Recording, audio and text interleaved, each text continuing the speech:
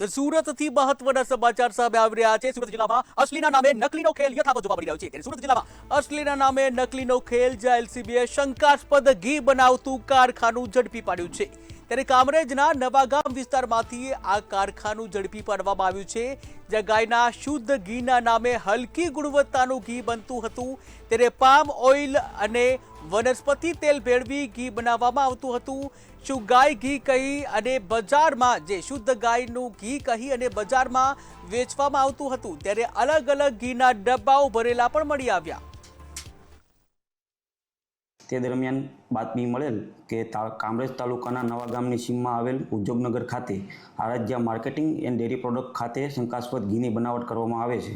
જે બાતમી આધારે સદર જગ્યા પર તપાસ કરતા મોટી માત્રામાં પામ ઓઇલ તથા વનસ્પતિ તેલનો જથ્થો મિશ્રણ કરી અને શંકાસ્પદ ઘીનો જથ્થો બનાવવા મળી આવે। જગ્યા પર ફૂડ ઇન્સ્પેક્ટરને બોલાવી જરૂરી સેમ્પલ લઈ એફએસએલ ખાતે મોકલી આપવામાં આવેલ છે અને આ અંગે જાણોજોગ દાખલ કરી કાયદેસર કાર્યવાહી કરવામાં આવેલ છે।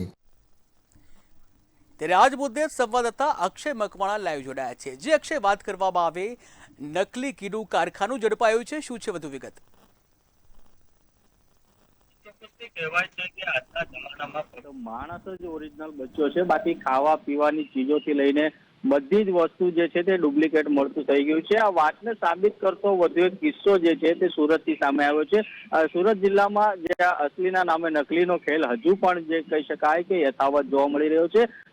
સુરત જિલ્લાના એલસીબી પોલીસે બાતમીના આધારે કામરેજના નવાગામ વિસ્તારમાં દરોડા પાડ્યા હતા અને શંકાસ્પદ નકલી ઘી બનાવતું એક કારખાનું જે છે તે ઝડપી પાડ્યું છે અને અહીં ગાયના શુદ્ધ ઘીના નામે જે પામ ઓઇલ અને વનસ્પતિ તેલ ભેળવીને હલકી ગુણવત્તા વાળું જે ઘી જે છે તે તૈયાર કરવામાં આવતું હતું અને તે જ બજારમાં ઊંચા ભાવે વેચાતું હતું અને આજે પોલીસને આ વાતની જાણ થઈ અને પોલીસે બાતમીના આધારે રેડ પાડી હતી અને રેડ દરમિયાન જે છે ઘટના સ્થળેથી કહી શકાય કે અલગ અલગ ઘીના ડબ્બાઓ મોટી માત્રામાં ભરેલા મળી આવ્યા હતા અને પોલીસે આ ભેળસેળના કાળા કારોબાર પર સઘનજો કસીને કહી શકાય કે 3 લાખથી વધુનો મુદ્દા માલ જે છે તે કબજે કર્યો છે અને હાલમાં કારખાનું છે તેના સંચાલક વિરુદ્ધ જે છે તે પોલીસે હાલ અત્યારે માત્ર જાણવા જોગનો ગુનો નોંધ્યો છે। જો કે પોલીસે ઘીના સેમ્પલ તો લઈ લીધા છે અને લેબોરેટરીમાં મોકલ્યા છે।